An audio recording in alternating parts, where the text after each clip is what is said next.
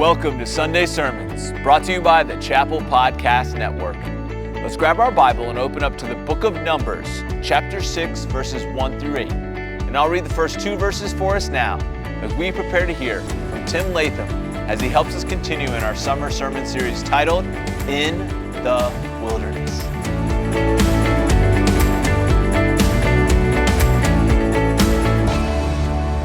And the Lord spoke to Moses, saying, Speak to the people of Israel and say to them, when either a man or a woman makes a special vow, the vow of a Nazirite, to separate himself to the Lord. My Father's Day started this morning when I was finished getting ready and I walked out, and my 4-year-old daughter was waiting for me with a Barbie, the clothes off of her teddy bear, and she said, Happy Thanksgiving. Honestly, I kind of get it, because even though it's Father's Day, at least in my family, moms are really the real stars of a family. In my experience, I don't do nearly as much as my wife Jenny does for our family. She works full-time, but she also handles our finances in the house and more than her fair share of work with the kids. The one thing I really take the lead on in our house is the meals. I do the meal planning, I do the grocery shopping, I do a majority of the cooking. That's the one contribution I bring to the table. So it's kind of normal, near the end of the day, Jenny might text me, what are you thinking for dinner? Because it's my responsibility to have an answer to that question, to have a plan, and to execute that plan. That's the one thing that I am on first for. But sometimes I text her back, what are you thinking for dinner? And when I use those same words, when I ask the same question, it's actually asking something completely different. It's really saying, I have failed at my job. I am running late. I am too tired. I am missing necessary ingredients for my plan. Please do not be disappointed in my failure and allow me to pick up takeout instead. So sometimes the question on the surface isn't the real question that we need answered. This summer we're studying Numbers, which gives us a chance to dig deeper into the road between, to understand how God works when we feel like we are experiencing a wilderness. And I'm really excited about studying Numbers because I don't think we normally spend a lot of time here. In fact, I would imagine that most of us during the scripture reading have the thought, I don't really know what a Nazirite is. And that's okay, because we're going to talk about it today. But before we get into that question on the surface, what is a Nazirite, I want us to know that there is a deeper question that is more prevalent, more pressing, more personal for us. How should our faith impact the way we live?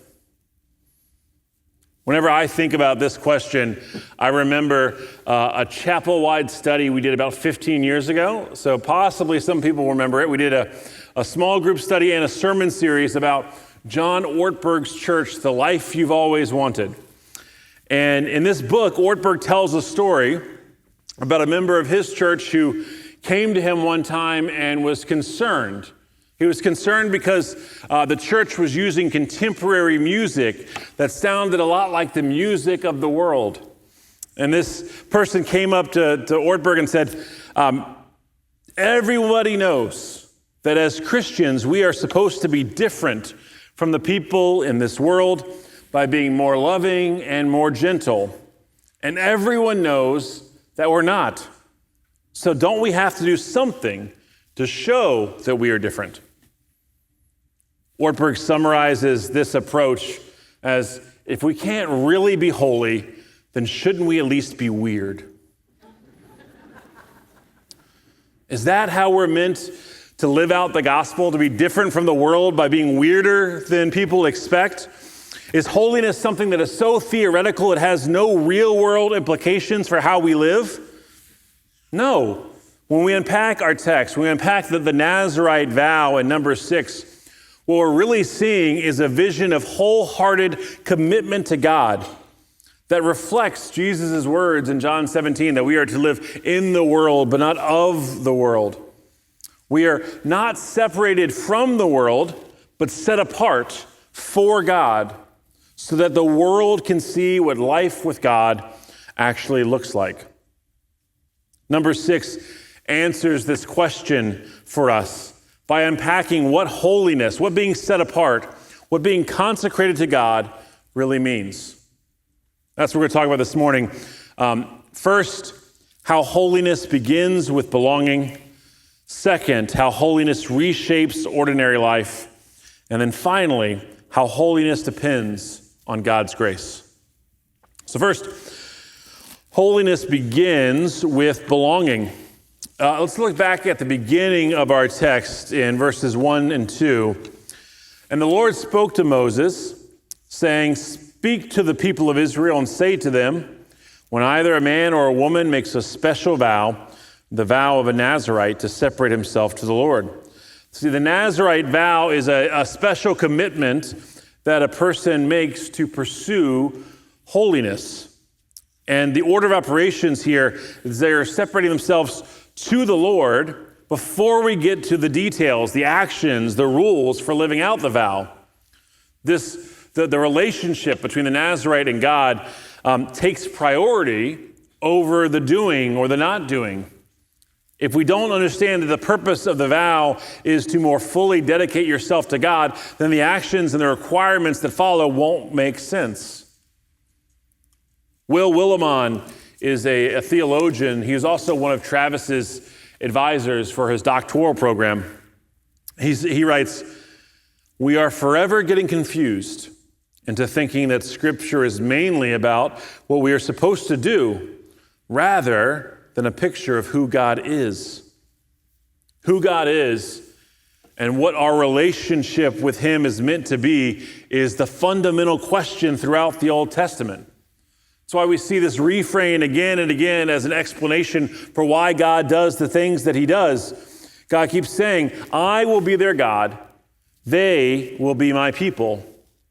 He wants to be in a relationship with Israel. He wants to be in a relationship with you. We see this in God's faithfulness from the covenant with Abraham in Genesis through the rescue of His people from Egypt and then the way that He provides and leads them while in the wilderness.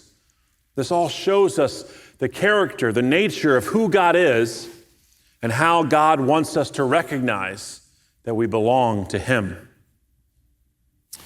Hunter and Travis, they both give me a little bit of a hard time because I believe that Exodus 19 verses 5 through 6 are maybe the most important verses in the whole Old Testament, and I bring them up a lot. But it's important today, it applies today because it says, "If you will carefully listen to me and keep my covenant, you will be my own possession out of all peoples, although the whole earth is mine, and you will be my kingdom of priests and my holy nation." This is God's mission statement, His desire for His people, for them to belong to Him in a special way and to serve this higher priestly and holy purpose. The Nazirites are a part of God's vision for His people to be this holy kingdom. In fact, they're really a crucial part. See, the Nazirites kind of stand in distinction from the Levites. Just a quick refresher. Levites were the priests of ancient Israel. So there's not a lot written about the Nazirites. There is a lot written about the Levites. And one of the important distinctions is that the Levites, in order to be a priest in ancient Israel, you had to be a man of a certain age and from a certain family. Levi means that the tribe of Levi. They were all in the same family tree. You could not be a priest from one of the other tribes. But the Nazirite vow is open to everyone. It's open to men and women, people of all ages, of all tribes, of all backgrounds. This is an important model for us. Like we talk about the priesthood of all believers, but this is lay people who don't need special theological training. They don't need to pass ordination exams. They just need to be dedicated to deepening their relationship with God. It's a commitment to holiness that is available to everyone. Another important distinction is that becoming a Nazirite didn't pull you out of your family, out of your community, out of your tribe. They weren't a special, separate class of priests, but they were committing themselves to serve God within their communities, within their contexts.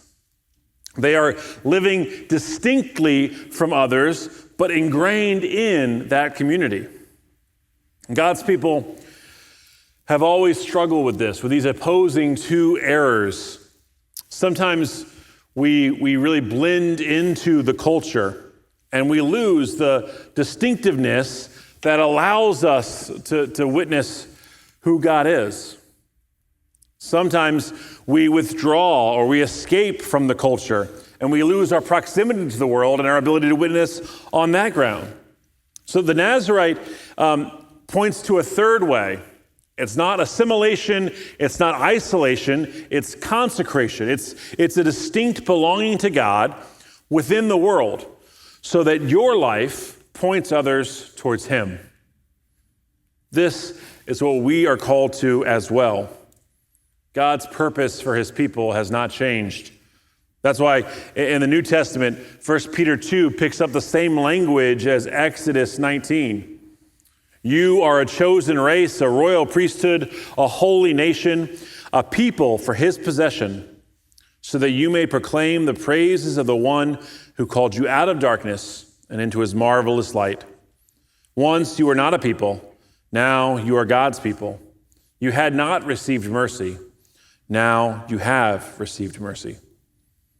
He still wants to be our God. He still wants us to be His people. His treasured possession, a royal priesthood that neither gets swallowed by the world or isolates itself from the world, but engages in the neighborhood, in the office, in the school, as people who are consecrated and set apart by God. This belonging to God must change how we walk in the details of our daily lives. This gets us to our second point. Holiness reshapes ordinary life. You know, at first glance, the Nazirite vow, it might seem strange. There are these very specific rules about what the Nazirite has to avoid or reject while he is under this vow. You got wine and strong drink and grapes. You've got razors and haircuts. You've got dead bodies and family funerals. Well, what's happening here, it's not that the Nazirite is separating themselves from the world, but they are separating themselves from the temptations of this world so that they can be more fully devoted to God. It's a form of fasting, right? They do this for temporary time, giving up these gifts from God, or these practices that they care about, these things that are important, so they can focus more deeply on their commitment to God. And when we look back at these three renunciations, the three types of things that they are saying no to, we see there's a deeper meaning at play. So first, the Nazirite says no to the comforts of this world. That's the no fruit or grapes. They say no to the approvals of this world, kind of an unkempt appearance. And they say no to the claims of this world, to the family responsibilities and duties that we all have. This is tough. It is confusing. After all, grapes and wine were signs of a blessing. Honor your father and mother, like Dale talked about at the beginning. I mean, that's in the Ten Commandments. That is an important thing. These are good things. These are good gifts from God. What would make someone voluntarily embrace this life? What would make someone say no to these good gifts? Only the deep and aspirational hope that God will become even more precious than comfort, more important than our reputation, more vital than even the deepest of earthly loyalties. The Nazirite understands an important lesson, that what we refuse reveals whom we worship. We talked about this a lot in Galatians, that discipleship means a willing surrender of rights and freedom, an acceptance to standing out from the culture, a restoring of our priorities in the gospel, plus nothing else. It's about who we are worshiping. Are we worshiping the world? Are we worshiping ourselves? Or are we truly worshiping God above all the things that can pull us away from him? I think this is why God gives us this vow in the first section of Numbers. Trav, in the reading plan, they outline Numbers into 3 sections. We're in the first, the preparation section. Because before we get to the temptation and the rebellion to come, it's a good time to talk about this. Holiness is easier to talk about before the wilderness gets hard. A lot of us can say, I want to belong to God, but it gets harder when the diagnosis comes, when a child rebels, when finances tighten, when marriages fall apart. He wants to prepare us for the reality of the wilderness, because identifying the object of our belonging isn't quite enough. There's 2 pieces of this, right? Are we belonging to God? Are we worshiping God instead of ourselves and instead of the culture? But then secondly, do we belong to him wholeheartedly? There's an extreme level of detail in verse 4 that I find very interesting, because it's actually saying it's not just the wine, it's not just the grapes. It says no seeds and no skins. God is telling us, don't look for loopholes. Don't ask endless follow-ups like, well, can I drink non-alcoholic wine? Can I eat grape jelly? What about raisins? What about when they're dried? Our sinful human nature leads us to ask the question, how close can I get to the line and still be okay? But holiness asks, how can I belong to God more fully? C.S. Lewis wrote of God's desire for us, saying, I don't want so much of your time and so much of your money and so much of your work. I want you. This is what Jesus called the greatest commandment. It's in the Shema in Hebrew, the most important Old Testament prayer. You shall love the Lord your God with all your heart, with all your soul, and with all your might. That's what holiness is. Holiness is wholehearted belonging to God. And that means that it's not just an hour a week. It's not just 10% of our income. It can't be something that we leave at home when we go to school or to work or on vacation. Our commitment to God should fundamentally reshape our whole lives so that when others interact with us, they can see that we wholeheartedly belong to him. So I was inspired a few weeks ago when Luke preached and he had that great quick time poll. we're going to do it old fashioned, just a hand raising, but a quick poll for us this morning. I want you to raise your hands if you believe that your life reveals wholehearted belonging to God. What you do reflects who God is in such a way that all of your neighbors, all of your coworkers, all of your family and friends always see God's holiness illustrated in how you live. I had one at the 9 o'clock, so that's great. No, most of us fail most of the time. All of us fail at this. We are too broken for wholehearted devotion to God.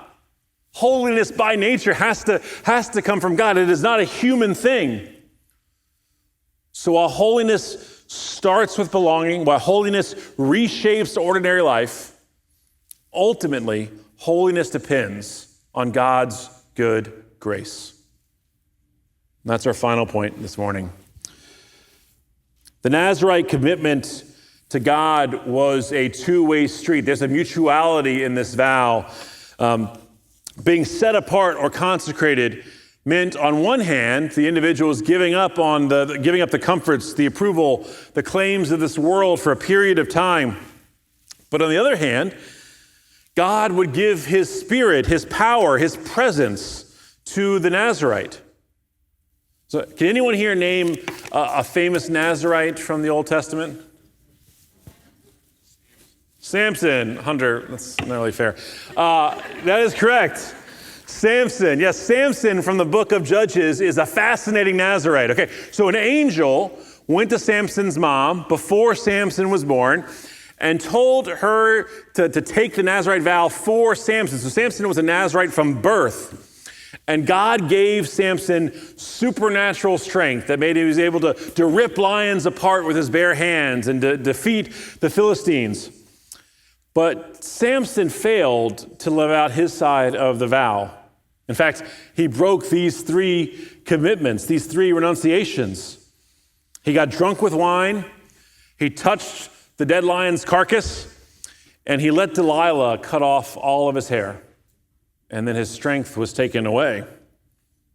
Samson's life repeatedly shows how he prioritized his own desires and confidence in his own strength over his commitment to God. He is a tragic figure. But that's not just a Samson story. That's the story of Israel. It's the story of Numbers that we're going to be studying all summer, where Israel repeatedly fails due to fear, jealousy, rebellion, and distrust. And unfortunately, it's our story as well. We fail in all the same ways. The central problem, it's not the strictness of the vow. The problem isn't the wine. The problem isn't having long hair or being close to a dead body. The problem is that God wants us to be wholehearted in our belonging to and our commitment to Him. But we live lives with divided hearts.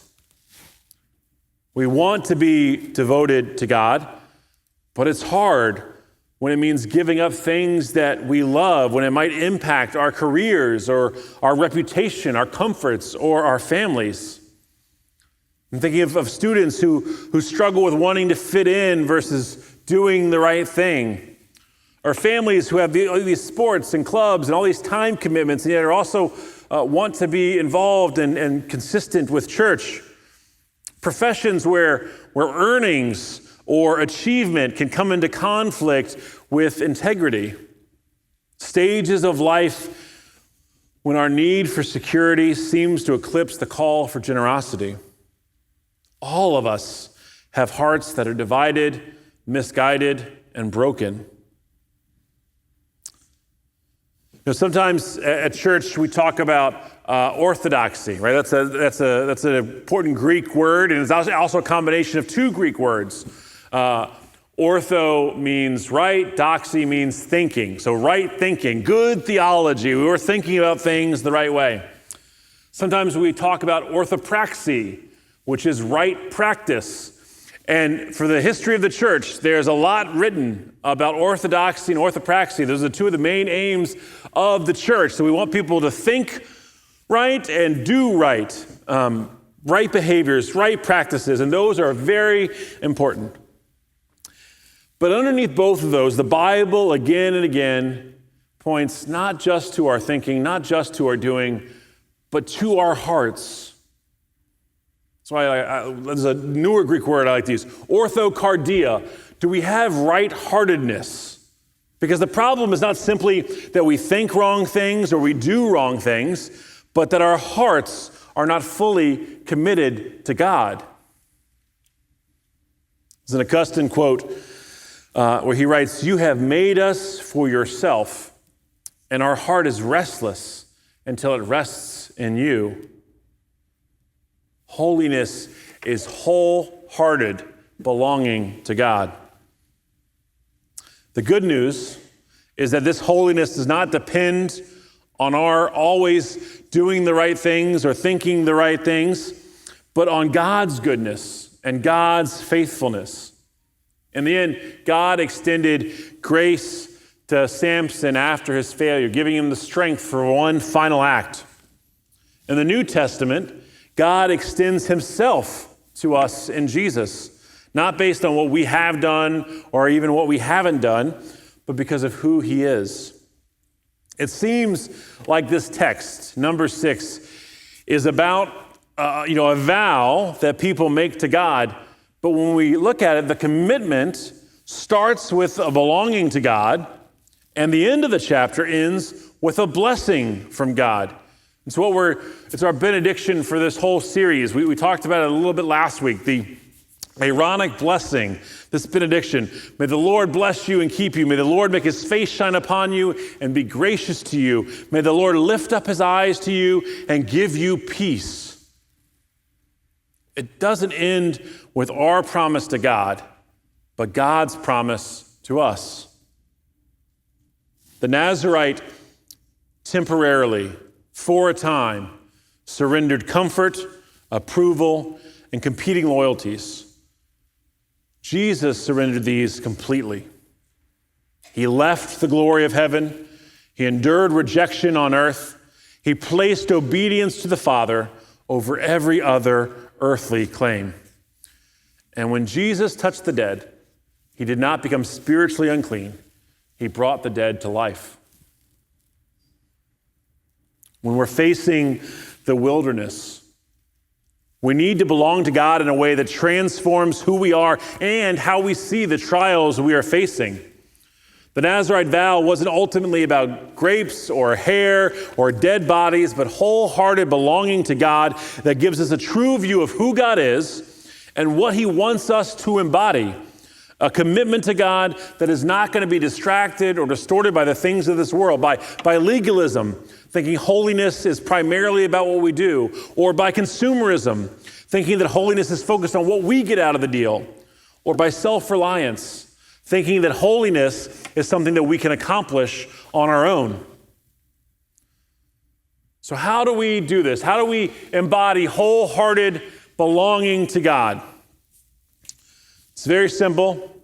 No seeds, no skins, no razors.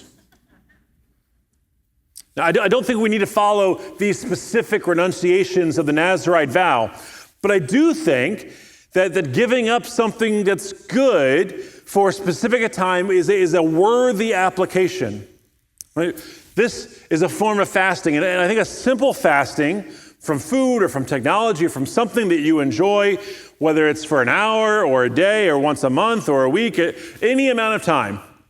Because what happens when you fast is that act of wanting something, but denying yourself, means that the hunger, the thirst, the longing that you feel reminds you to prioritize your commitment and belonging to God over giving in to the pleasure of this world.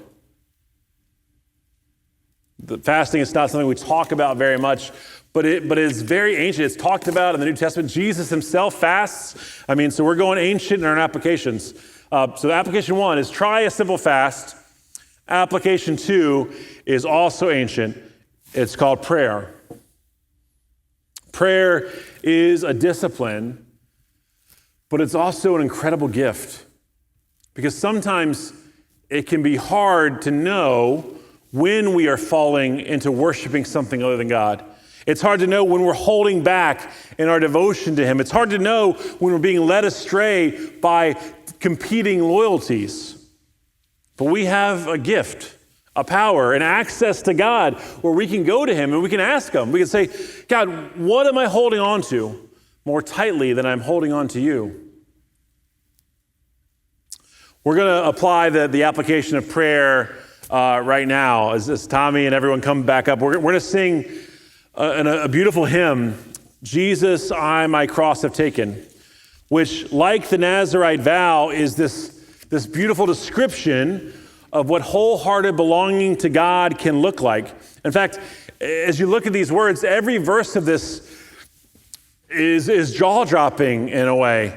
Go then earthly fame and treasure, come disaster, scorn, and pain.